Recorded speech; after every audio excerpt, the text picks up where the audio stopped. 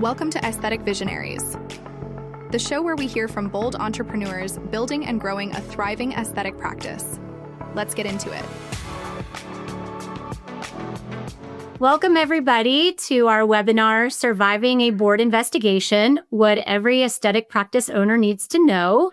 I'm Nicole Strothman. I'm the GC over at Moxie. And for those that don't know about Moxie, we help aesthetic injectors and Medspa owners grow their practice with less guesswork. Anything from marketing to retention to business operations, Moxie provides the tools and support needed to run a stress-free practice. And with that, I am super pleased to announce Sara at Lengea Law. Sara is an Ivy League trained healthcare attorney with over 18 years of experience. She's assisted over 1,500 healthcare businesses in navigating all this complexity in the legal and regulatory world around Medspa compliance, helps with board investigations, etc. Sara, welcome. Thanks so much for spending the time here with us today. Would you like to give a couple of moments to speak about Lengea Law and what you guys are up to over there? Yeah. Thanks so much. Happy to be here, Nicole. Nice to see you again. At Lengea Law, we do lots of different things related to the legal aspect of Medspa and aesthetic practice compliance. So since this webinar is about board investigations, I'll just mention that we represent lots of people when they get a surprise visit from the board, and we can represent people from beginning to end and help people protect their license.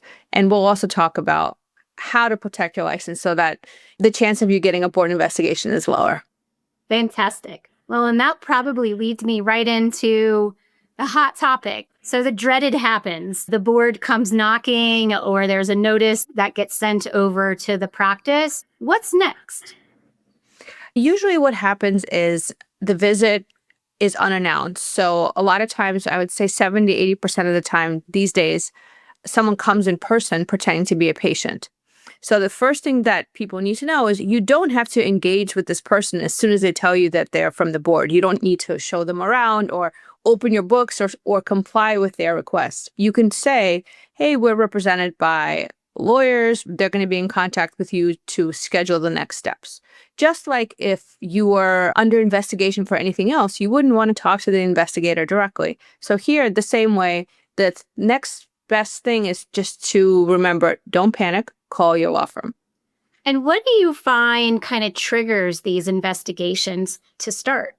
Most of the time, it's some kind of compliance issue, like not doing good faith exams. So, for example, a registered nurse running a practice and not having a good faith exam process in place, or not being set up correctly in the first place, or doing everything correctly and being set up perfectly and getting an anonymous complaint from your competitor.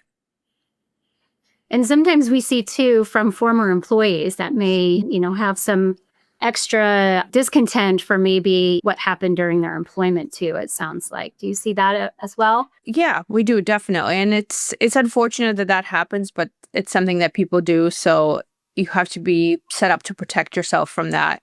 But a lot of those types of investigations, if you're set up correctly, we can usually get it dismissed pretty easily. Even if it was triggered in a bad way, where it was your employee or your competitor or your ex-husband or whatever it is, we've had all kinds of situations. They're going to be looking into your setup and into your processes pretty closely.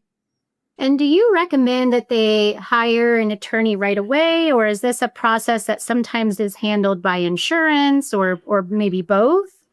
We usually recommend that they hire an attorney right away and then, if possible, seek reimbursement from their insurance.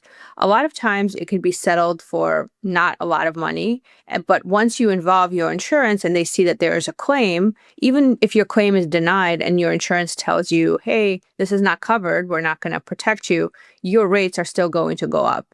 So usually we recommend first getting an attorney, trying to get it settled as best as possible, and then contacting your insurance. Yeah, that's great. And it sounds like once the attorney comes in, they really can take over, the communication then with the board and really lead any of those conversations or negotiations. So leaving then the practice owner or nurse, to be able to continue going on and, they're seeing patients, it sounds like. Yeah, it's a stressful thing that happens, and the investigators know that it's stressful, and they try to put extra stress and pressure on it by making it a surprise and asking lots of questions and asking you for things that maybe even go outside the scope of what they're allowed to ask you. So having an attorney represent you takes that stress out from the situation because we'll handle it and you can go back to business as usual. Like you don't have to close your practice. You don't have to tell everyone that this is happening. It could be confidential. So it doesn't have to be extremely disruptive. It's not the end of the world. But if you're the one that's primarily handling it and you're not sleeping at night and all the stories that we hear from our clients when they call us, I think it's just better to have somebody handle it for you. Yeah, that can feel very overwhelming, I'm sure. And I think you hit on a really good point.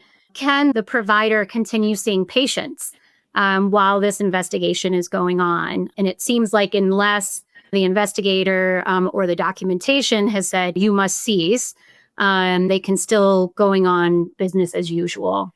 Yeah, absolutely. That's a great question. Exactly like you said, unless the documentation says this is a stop order. And that only really happens if, let's say, you had previous violations or this violation is extremely serious. There's an allegation of a patient death or something like that. Other than that, usually they're not putting in a stop order. They're saying that you have X number of days to be in compliance and X number of days to get them documents. Got it. And what type of documentation do you kind of see that the investigators are looking for? A lot of the times they're looking for things like your relationship with your medical director and the contracts that govern it. So in the states that prohibit the corporate practice of medicine, it may be your MSA agreement and your medical director agreement. In other states, it may just be your medical director agreement. And then they're typically looking for copies of your patient charts and evidence that good faith exams are being done. Got it. A lot, it sounds like. So that A could be lot. overwhelming. Yeah. Then how do you suggest that the providers kind of make sure that they're maintaining all of these documents and a good checklist, maybe it sounds like, to look at or have these documents readily accessible? Yeah, I think when providers partner with someone like Moxie, you guys take care of a lot of the documentation aspects of like making sure they have everything in an organized way. So I think definitely not doing paper charts or trying to do documentation yourself, keeping everything organized. And even if someone is your friend or your relative, not making any exceptions ever for documentation. So a lot of times, having a signed consent, for example, people call us and they say, well, it was like my ex boyfriend's mother and I didn't do my proper procedure because we're friends. And I think the one thing that's important to know is a lot of times when you're dealing with friends and family, there are even heightened expectations from those people as to great outcomes and your treatment of them and their extra sensitivity. So those people are even more likely to have an experience that leads them to reporting you or something like that, unfortunately. Yeah, that's a really great point. And probably something that a lot of these providers don't think about, right? Because they do feel like maybe there is a level of trust there. And so they don't necessarily have to have all that normal standard paperwork that their normal patient would sign. So that's really a good point to make sure that they're really treating everybody the same with the same level of paperwork and signatures and consent forms as well. Yeah, definitely. In many states, you can't really treat people just based on standing orders. So you have to have this initial patient evaluation by an NP, PA, or MD before an RN can treat patient. And these boards are very aware of this issue, and that's a very specific issue that they're investigating. So a lot of the investigations that we've been involved in New York, Ohio, California, Texas, are all focused on this issue as the number one thing. Yeah, got it. It seems like there is a lot around the RN scope of practice and whether that is being followed or exceeded. We get this question a lot at Moxie, even is a lot of these RNs are very talented, right? And so they want to be able to service the clients to the best of their capacity. But they do understand that there is another level of provider engagement around that patient experience. How do you help decipher with, say, the RNs of even your clients or those that come into your practice? where they have been practicing for 15, 20 years and they are the best injector, in their local area. So they don't feel the need to go and get a higher level GFE performed because they know it. What would you kind of coach them around that piece? I would say that there are a lot of people who are great injectors and are practicing extremely safely, even without following some of these legal rules. But the legal rules are still there, and the boards don't care whether somebody has been doing it for 20 years. We've had clients where literally the person was doing it for 20 years. They are like a top injector, extremely well known, has thousands of hours of training. And one thing that boards do ask for is evidence of training. So they will care. It is a bit of a mitigating factor if you could show them like your 20 years of experience and all your training certificates. So definitely save those. But the boards still say, okay, that's great that you had this training, but the law says you're supposed to have a prescription for this product. Let's use Botox as an example. And you didn't have a prescription. You as an RN are not allowed to write a prescription. So you are in trouble. So they see it as a very black and white issue, despite someone being a great injector and having lots of experience. Yeah, that's a great point. The scope of practice is still the scope of practice, right? So that's a very good point. And let's just say that somebody knows that something went wrong. There's an adverse event. They see it, almost right away. The patient's just clearly agitated.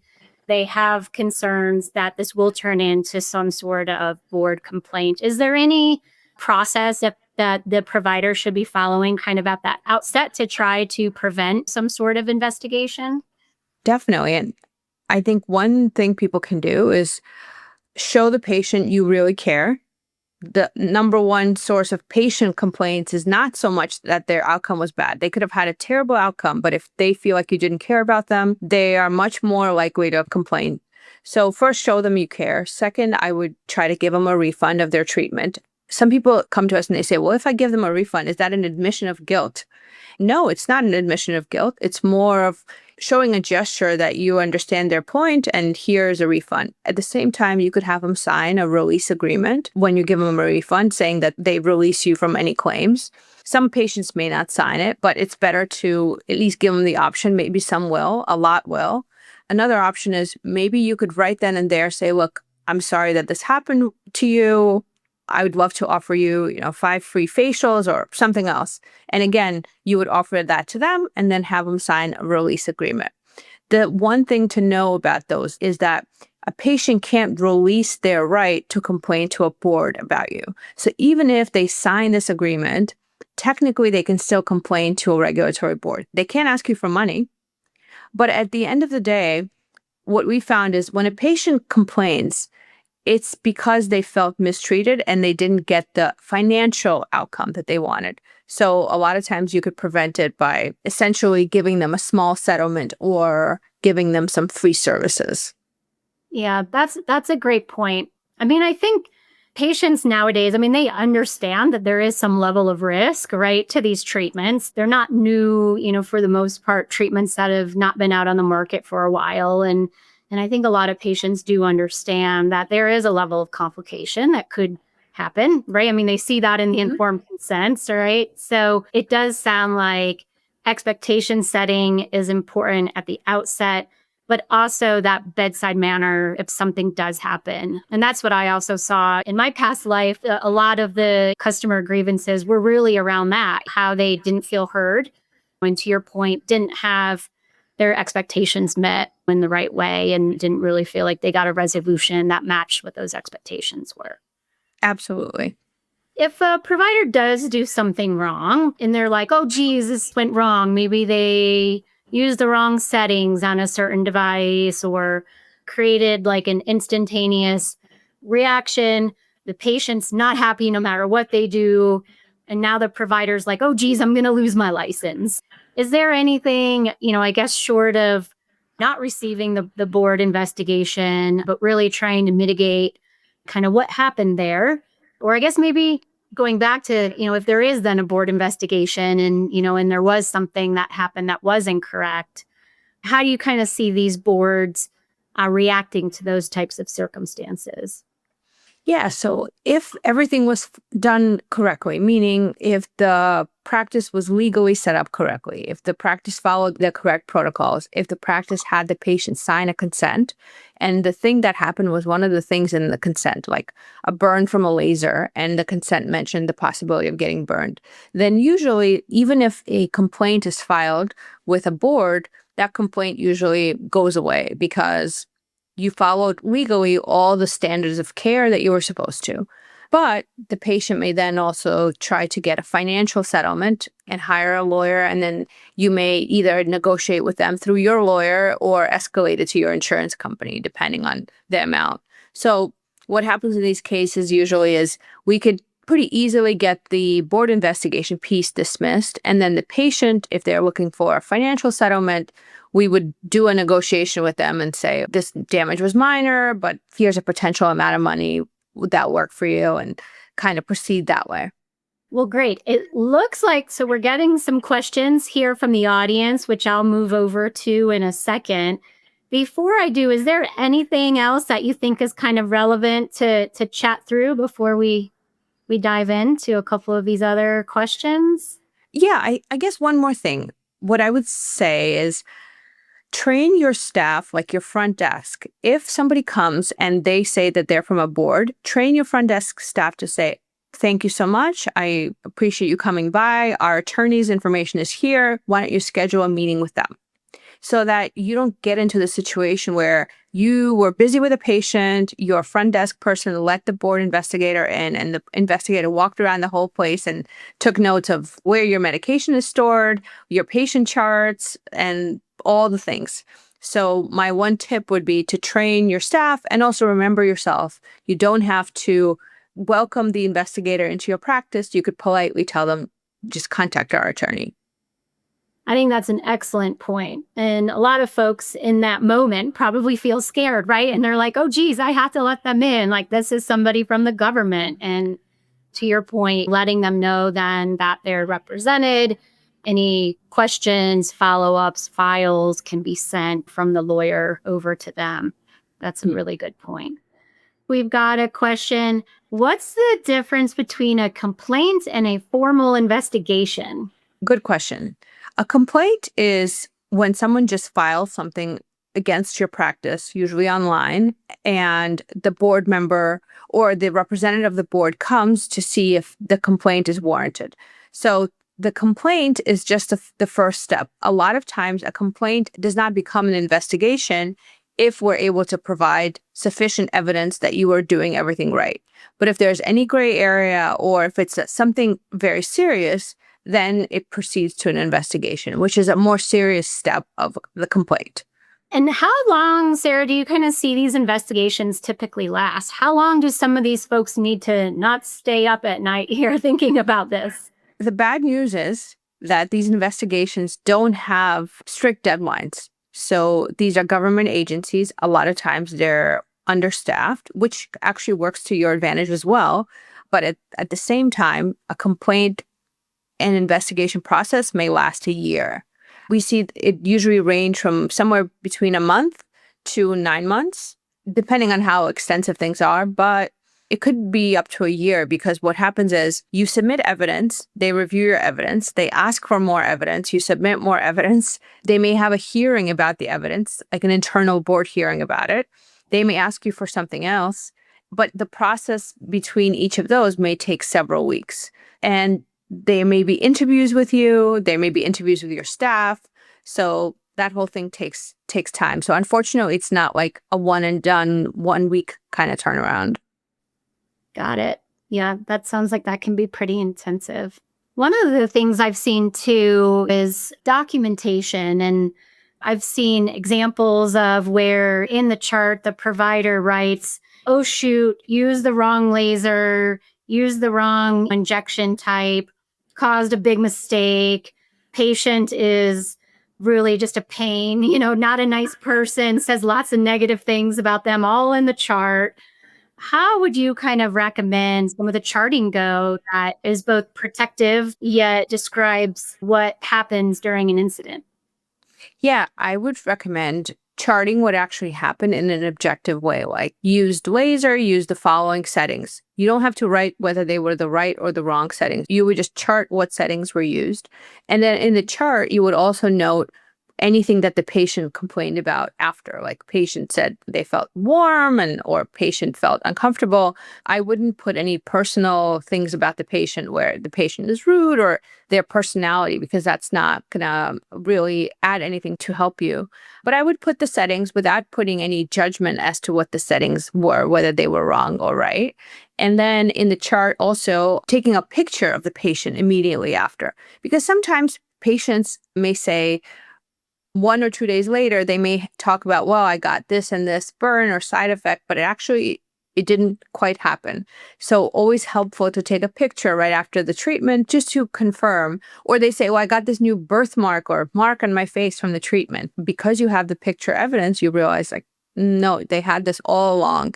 So really important, those pictures. Yeah, that's a great point too. Those before and afters are very telling.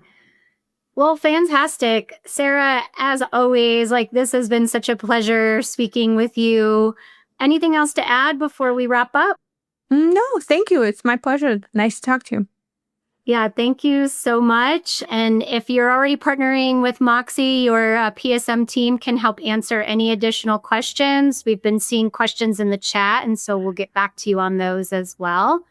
And thank you so much for joining us today. I appreciate everybody's time. Thank you for listening to Aesthetic Visionaries. For more resources on building and growing your med spa, visit joinmoxie.com/learn.